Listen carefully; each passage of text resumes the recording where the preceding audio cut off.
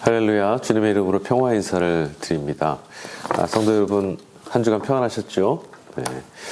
지난주 우리가 함께 나누었던 말씀, 성서일각 본문에 대한 피드백을 함께 또 나누겠습니다. 주연후 첫 주 말씀이었고요. 그가 내 이름을 불러주신다라면 이라는 설교 제목이었어요.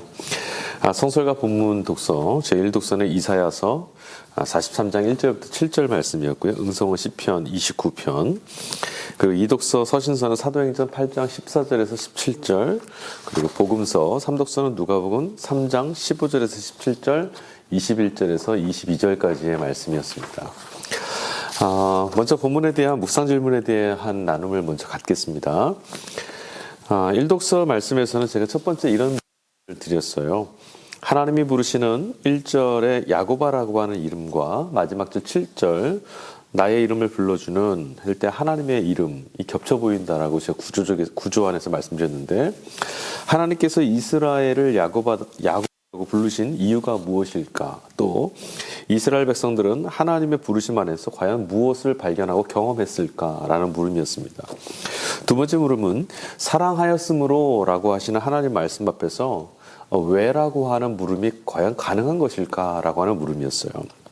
이미 설교 때 나누었던 내용들입니다. 하나님께서 야고바라고 이스라엘을 부르셨습니다. 이스라엘의 이름을 하나님께서 지금 야곱이라고 하는 그 이전에 하나님 앞에서 정말 치열한 삶을 살았던 그 야곱의 이름으로 불러내셨어요. 자신들을 부르시는 그 하나님, 하나님께서 부르시는 그 음성, 그 명칭을 통해서 자신들의 이름을 기억해내셨던 하나님을 그들은 목격했습니다. 역사 속에서 그냥 좀 성장하고 그럭저럭 살아갔던 이스라엘 모습이 아니라 그들 개개인의 인생과 삶에 찾아오셔서 동행하시고 함께 하셨던 구원하신 하나님, 그분을 발견한 거죠.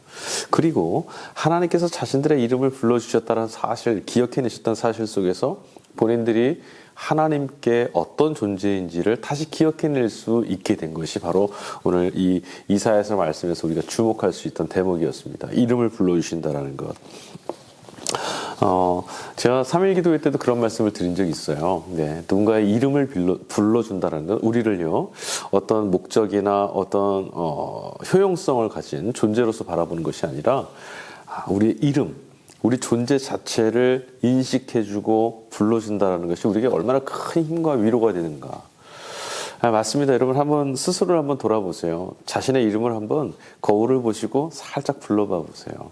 부드럽고 따뜻하게 누구누구야 이렇게 한번 불러봐 보십시오. 그리고 이렇게 한번 말씀하세요. 누구누구야, 너 참 수고 많았다. 너 하나님의 자녀인 누구누구야. 이렇게 한번 말씀해 보세요. 큰 위로가 있을 겁니다. 자, 그리고 사랑이라는 것, 하나님께서 이스라엘을 향하셨던 그 사랑은 어떤 사랑입니까? 자신을 찾고 자신의 의지하고 자신을 구원으로 부르는 이스라엘을 향해서 하나님이 보여주시는 사랑은 맹목적이고 무조건적인 사랑이라고 말씀드렸어요. 설교 말씀 중에 여러분 기억하시는지 모르겠습니다.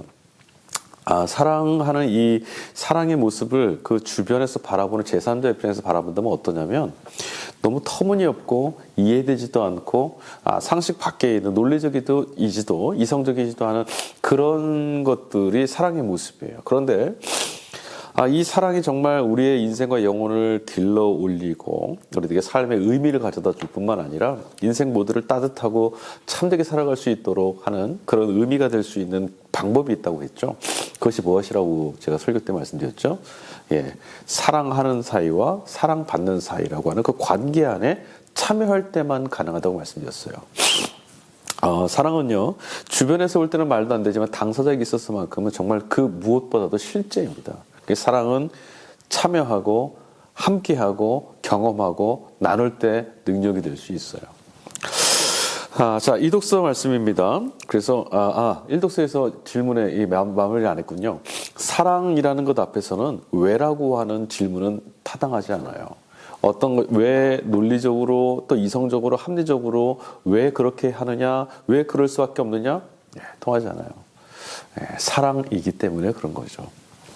우리가 그런 무조건적인 사랑, 하나님의 용납하심을 받고 있는 존재라는 것을 우리가 경험할 때 여러분 삶이 무한한 구원의 기쁨으로 건져 올려질 수 있게 되는 겁니다. 그래서 하나님 사랑을 먼저 경험하고 깨닫는 것이 최우선일 거예요. 자, 이독서 서신서 사도행전 말씀입니다. 사도행전에서 제가 드렸던 묵상 질문은 이것이었습니다. 주 예수의 이름은 우리에게 어떤 의미와 가치를 가지고 있는 이름입니까? 하나님은 왜 우리에게 예수 그리스도의 이름을 주셨습니까?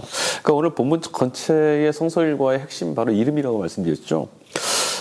오늘 그 사마리아 성으로 뛰어갔던 예수 그리스도의 그 제자들의 모습을 보면서 우리가 알 수 있는 것들이 하나 있었어요. 무엇입니까? 예수 그리스도의 이름, 즉 사마리아 성 사람들이 하나님의 말씀, 즉 예수님이 구원자이시다, 그리스도이시다는 걸 믿게 됐다는 걸 알고 사마리아 성으로 달려갔죠. 자, 그 성에 어떤 일이 일어났습니까? 빌립 집사가 복음을 전했을 때도 마찬가지고요. 하나님의 이름, 즉 예수 그리스도의 이름을 하나님의 말씀을 그들이 믿었을 때 그 성내에 기쁨이 충만하고 생명의 구원 사건이 나타났었어요. 예수 그리스도의 이름이 주어진 곳에 살아남의 역사가 나타난다는 거죠. 하나님께서 주 예수 그리스도의 이름을 우리에게 주신 목적은 우리의 잃어버린 정체성, 하나님의 자녀라고 하는 정체성, 하나님의 사랑받는 자가 어떤 존재인가라고 하는 것들을 가르쳐 주시기 위해서, 또 그것을 회복하게 하시기 위해서 주신 이름이에요. 쉽게 말씀드리자면 구원을 위해서 허락하신 이름이라는 거죠. 그것이 이 사마리아 성에서 우리에게 보여주는 증거이기도 합니다. 자, 그리고 사마리아 성에 어떤 일들이 있었냐면 사도들이 사마리아 성에 갔을 때 그곳에 그들에게 머리에 손을 얹었을 때 어떤 일이 벌어졌어요? 성령이 그곳에 임하셨죠. 다시 말씀드리자면 하나님의 사랑이, 무한한 사랑이 전달되고 공급되고 회복되는 사건이 바로 예수 그리스도 이름을 통해서 일어나는 역사이고요. 그 역사의 과정에 안에서 우리의 마음을 하나님께로 이끌어가는, 또 하나님의 사랑이 전달될 수 있는, 하나님의 사랑에 감동받을 수 있는 그 구원의 여정으로 우리를 이끌어가시고 하나 되게 하시는 분이 바로 성령이시고요. 그래서 하나님의 사랑하심이 드러나고 하나님께 사랑받는 존재라는 것이 입증되어지는 그 현장에 우리의 증인으로 계시는 분이 누구냐? 바로 성령이시다라고 말씀드렸어요. 맞습니다. 그래서 우리가 하나님 사랑으로 함께 모여있는 곳에 반드시 성령이 계시고요. 성령이 계시는 곳에, 함께 하시는 곳에는 반드시 사랑함의 역사가 나타날 수밖에 없어요. 의로움과 정의로움, 올고즘은 막 드러나는데 그것에 애틋함과 긍휼과 자비와 사랑이 없다면 그것은 성령의 충만한 역사 가운데 있지 않은 겁니다. 그러나 이루어지는 어떤 일들, 결실은 없는 것처럼 보여도 그 안에 사랑, 말할 수 없는, 이해할 수 없는 사랑의 역사가 그곳에 지속되고 있다면 그건 분명 성령께서 그곳에 함께 계시고 우리와 함께 동행하실 뿐만 아니라 그것을 통치하고 계시다라고 하는 분명한 증거라는 거죠. 그때 우리는 모두 다 고백할 수 있어요. 무엇을 고백할 수 있습니까? 우리 모두 다 하나님의 사랑을 받는 존재라는 것, 하나님 우리를 사랑하시고 우리는 하나님의 사랑받는 자녀라는 것이 분명하게 증거되는 겁니다. 자, 이제 복음서 가보죠. 삼도서 복음서에서 제가 드렸던 질문은 예수님은 우리에게 어떤 분이십니까? 하나님과 사이에서 주님은 어떤 분이셨습니까? 그리고 그렇다면 하나님과 주님과의 관계는 또 우리와 주님과의 관계에서 어떤 것들을 보여주고 의미를 갖고 있습니까? 예수님은 우리의 길이고 진리고 생명이시죠. 예수님이 우리에게 길이 되시는 것은 예수님께서 하나님 아버지를 어떻게 대하시며 사셨는지, 그리고 하나님께서 주시는 하늘의 능력을 어떻게 공급받으며 사셨는지를 우리가 보면 알 수 있어요.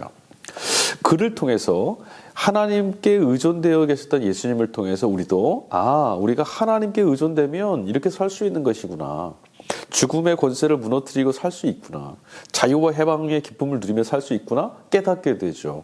그리고 하나님께 이어져 사는 그 길을 바로 예수님을 통해서 우리가 건너갈 수 있게 되는 거예요. 그래서 예수님을 우리가 대할 때 예수님께서 하나님을 대하시듯 우리가 그 믿음을 가지고 예수님을 대하면 하나님께 나아가는, 하나님께서 주시는 그 관계를 온전하게 우리가 누릴 수 있게 된다라는 거예요. 그러니까 예수님은 우리에게 하나님께 나가는 것이 어떤 것인지, 그를 의지하고 그의 생명을 함께 경험하며 풍성한 하나님의 나라를 누리며 사는 것이 도대체 어떤 것인지 우리에게 보여주신 분이셨죠. 자, 말씀해 보니까요, 우리를 하나님과의 관계로 불러주신 분이 바로 예수님이라는 것을 알 수 있어요. 그리고 증거 중에 하나가 오늘 본문에서도 그 복음서에서는 어떤 장면이 나타났었냐면 예수께서 세례받으시는 장면으로 나타났었죠. 예수님이 세례받으실 때 하늘의 문이 열리면서 하나님께서 외치셨지 않습니까? 내가 사랑하는 자, 내가 기뻐하는 자다. 그곳에 성령이 임하셨다고 이 누가복음에 지금 기록되어 있는데요. 그 무슨 말씀이었다고 했어요? 하나님께서 함께 하셨던 하나님의 자녀라는 것, 그래서 증명하시는 분이 바로 성령이시라는 것, 그리고 지금 하나님께서 무엇을 선언하셨냐면 그가 당신의 아들이시다라는 걸 선언하셨을 뿐만 아니라 당신의 사랑의 충만함이 그에게 향하고 있다는 것을 보여주신 거죠. 예, 하나님의 사랑을 전달하는 통로, 하나님의 사랑이 여기에 있음을 입증하시는 증인이 바로 성령이신 거예요. 바로 예수님이 그런 분이셨죠. 하나님의 사랑을 온전하고 충분하게 받으시는 분, 그것을 우리에게 보여주셨어요. 하나님의 자녀는 이런 하나님의 사랑을 누리며 살 수 있다. 그리고 하나님의 백성들은 하나님께로부터 오는 이런 사랑을 통해서 살아가는 것이다 라고 보여주셨어요. 자, 그뿐만 아닙니다.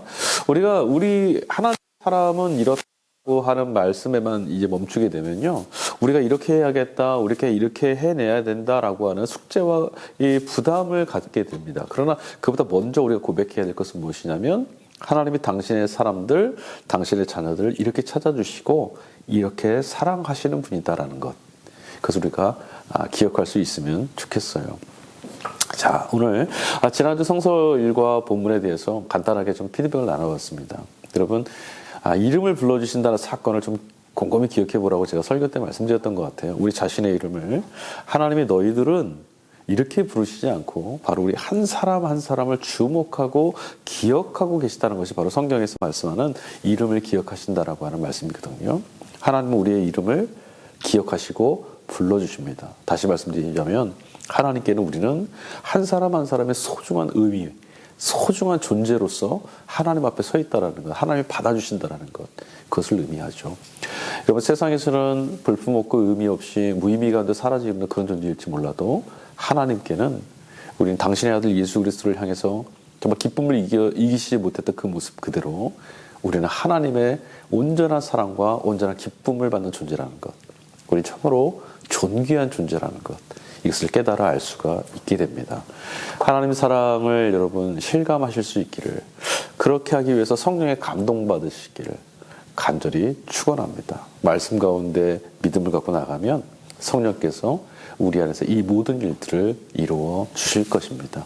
감사합니다. 우리 또 주연 후 두 번째 주 설교 피드백을 갖고 다시 만나도록 하겠습니다. 고맙습니다.